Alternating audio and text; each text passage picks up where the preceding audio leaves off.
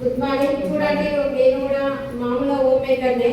ఒక 15 years sorry సమ్మేళనాన్ని చిన్న చిన్నగా చిట్టీలు రన్ చేసేదాన్ని, చిన్న చిన్న బిజినెస్ ఎన్నో చేసినాను. అది 15 ఇయర్స్ చేసినాను. అప్పుడు డ్రీమ్స్ అనేది ఫుల్ఫిల్ కాలేదు. ఒక 2 ఇయర్స్ అవుతుంది ఈ బిజినెస్ లో నేను చేయలే. చూడండి, చిన్న చిన్న కాదు పెద్ద డ్రీమ్స్ ఫుల్ఫిల్ అవుతాయి. మామూలుగా ఇందులో ట్రావెల్ ఫండ్ అచీవ్ అయింది, నెక్స్ట్ కార్ ఫండ్ అచీవ్ అయింది. మామూలు కార్ కొనుక్కోవడానికి ఆలోచించిన వ్యక్తులు మేము. మా హస్బెండ్ ఒక ఫార్మా కంపెనీలో చేస్తాడు, కానీ మంత్లీ 1 లాక్ వస్తాయి.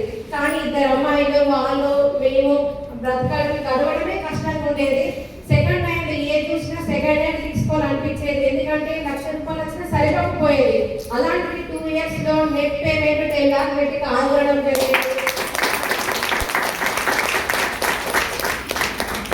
చూడండి, మామూలుగా అందరూ సిటీ నుంచి ఊర్లోకి తీసుకెళ్లి సాయిస్ అమ్మేది, ఊరు నుండి తీసుకొచ్చి సిటీలో అమ్మేది, కానీ ఎప్పుడు ఇంత ఇన్కమ్ లేదు. ఇందులో ఒక 2 ఇయర్స్ లో 10 లాక్ కారు కొన్నాను.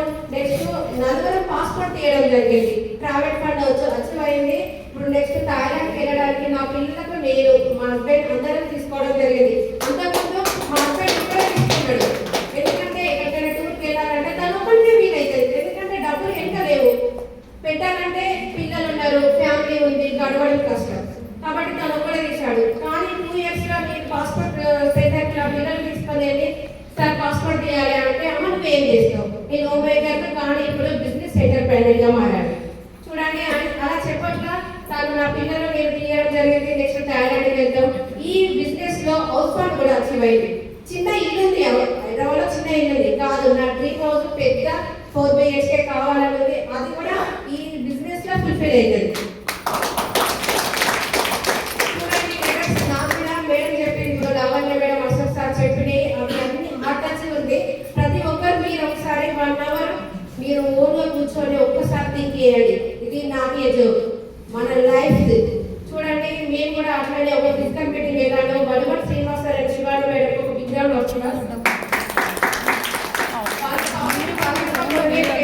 పాప ఏడాడు అది కొనిస్తాను అని చెప్పడం జరిగింది. అలాంటి ఫిజికల్ మీటింగ్ వెళ్ళి నిర్ణయం తీసుకోవడం జరిగింది. నెక్స్ట్ ఎఫ్ఆర్యూ చెప్పడం జరిగింది. ఎఫ్ఆర్యూ అనేది మామూలుగా ఒక పెళ్లి అవుతుంది, పెళ్లి అయితే ఒక 5 మెంబర్స్ వస్తారు, తాను కట్టడంగా కూడా కూర్చోరు, అక్షంగా చేస్తారు, ఎవరు తిరగకుండా వెళ్ళిపోతారు. చూడండి, ఈ బిజినెస్ లో ఒక 1000 మందిలో మనల్ని ఒక వాహనము పూల బాటలో మనల్ని స్టేజ్ మీదకి తీసుకెళ్తారు. ఒక అశోక్ సార్ కావాలని చూడడం జరిగింది.